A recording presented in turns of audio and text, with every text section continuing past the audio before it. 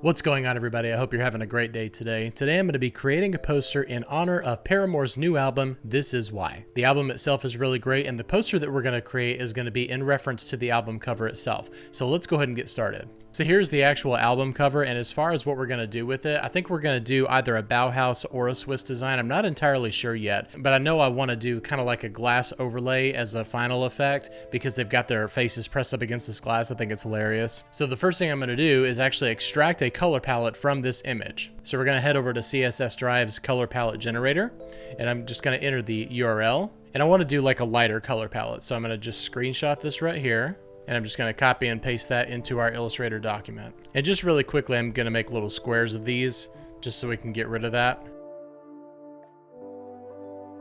And also I'm going to cheat a little bit. I'm just going to add a reference to Haley's hair and also just kind of color drop her red lipstick here, but I'm going to make it a little bit more red. Even though overall we have a light color palette, we need to have a couple of things that are going to be dark so we can balance everything out. All right, so I'm going to look really quickly through my pins here and see if there's anything that jumps out at me as inspiration.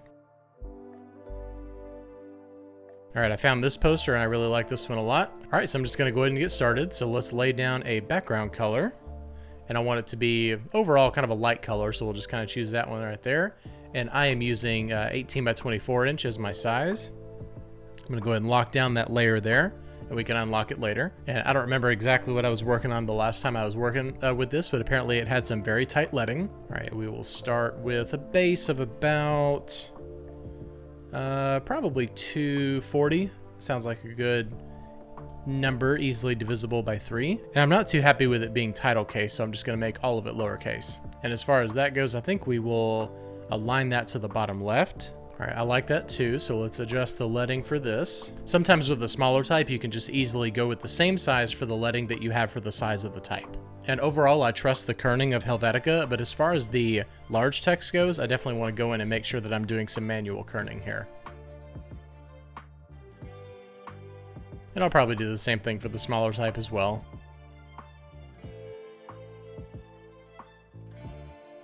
And like I said earlier, overall, Helvetica does a great job of kerning itself, but you don't always know what the relationship of the letters are going to be for every single pair of letters. So I just always recommend going in and doing manual kerning, especially if you have such little text like we have on this poster. Okay, so for the large circle here, I think we'll just kind of go something like this, and we'll place that in a second. And I'm also going to change these colors to like this dark gold right here. And I just realized that I'm not using my Swiss grid, so shame on me. Okay, we got the Swiss grid in place, so let's go ahead and align this right here. And remember kind of what I said about those, what I call horizontal descenders and ascenders. That's why we're aligning it to the left side of this P right here. Okay, and then we'll do the same thing here at the bottom. We'll align our baseline to that bottom grid and just kind of get this right about there. And then we'll just make sure that we get a good balance of this circle right here. If we look at this poster, we'll see that this circle is actually dead center. I'm not 100% sure that I want to do that, because if we did, I'll just kind of show you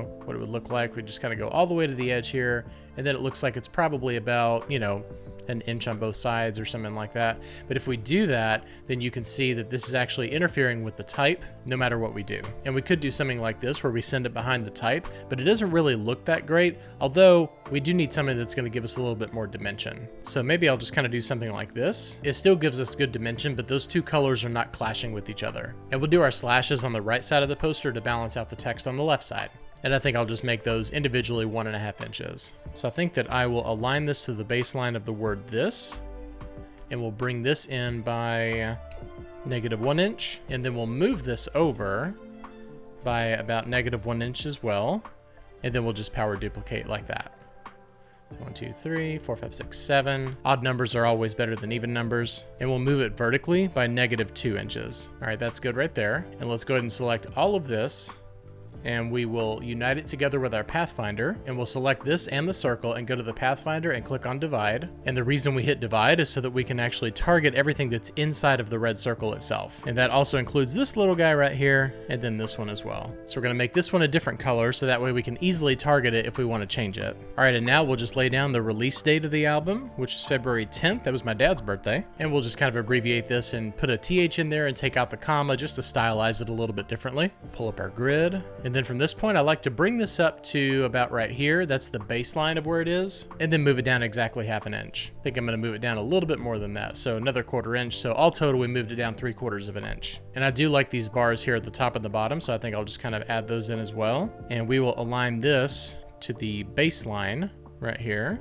Go over to the right side and just kind of bring it in by, not 11 inches, bring it in by about an inch there. And then I'm going to use my direct selection tool to go all the way to the edge of that Y, and then we'll bring that in by 1 inch as well. And then as far as the thickness goes, we will match the thickness of the font, which is about 0.47, so we'll just say that. And let's make sure that our reference point is at the bottom right.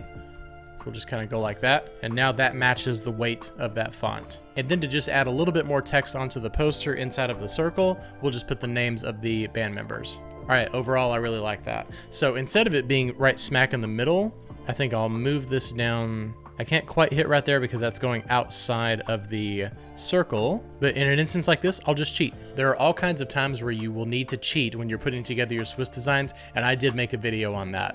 So for this particular element, I'm just going to say to forget the grid. And I'm going to optically move this to where I want it to be. And I think that since we have lighter weight text up here and heavier text down here, I'm going to move this a little bit more towards the top, and then we'll align it with the top row of these slashes. So let's just draw a line right there. That way we can actually have some kind of a reference point. And we'll just kind of put it right there. Move this over, we'll get rid of that line. And I'm not caring a thing about the grid, so I'm just gonna kind of move this right here, and we'll just align it to where that text ends right there. All right, that looks good, I like that. I think what I might do to give it a little bit more dimension is to add like a little gold dot right here. And then we'll put that behind that one. And it can actually be relatively small. Let's bring up our outlines so we can still see this right here, and we'll just kind of align it perfectly with that. All right, very cool. So now we're gonna bring everything into Photoshop and we'll apply our final effects there. All right, so we're gonna paste this in as a smart object. I'm gonna go over here, unlock this background so I can actually grab the hex value. Okay, that's looking good. The first thing I'm gonna do is desaturate this so that way it actually picks up the color from the rest of the poster. Okay, overlay is looking really good. Let's just kind of see how it's affecting everything right here. So what we're gonna do is we're going to do a selective blur by going into our blur gallery and going to tilt shift blur. So the way that this works right here is that your center point and then these lines right here, everything is going to be nice and sharp, but everything outside of it is going to have a nice blur to it. The blur is just a little bit too strong. I think I'm going to bring it down to about a 10 pixels, so that looks good. And I'm going to extend the range out and then bring up the distortion to about a 25%, so that way we have a good transition between areas that are blurred versus ones that aren't. And now let's go back in. So as you can see right here, this is nice and sharp. And then as you get a little bit more towards the outer edges, it just gets a little bit blurrier. I think it might get a little bit too blurry, so let's just kind of redo that. We did have it at 10%. I think I'm just gonna bring it down to a 5%. That way you can still see everything. And we'll still bring up the distortion to 25% and just hit okay.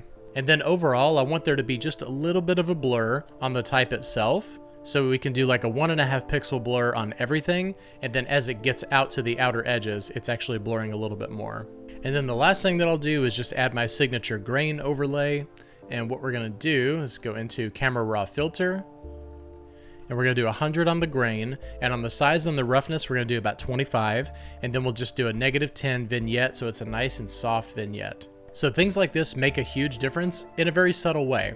So as you can see in these gold areas right here, we have this really nice soft grain to it, and it just adds a lot more texture and believability to it. And this is what it looks like without it. So here with the grain, it just looks like you can reach out and touch it. And as far as the glass overlay itself, I do like the overlay for the blending mode, but I also realized that I didn't cycle through everything yet, and I always try to do that. Vivid light is a good one, but if I were to choose that, I would definitely bring it down.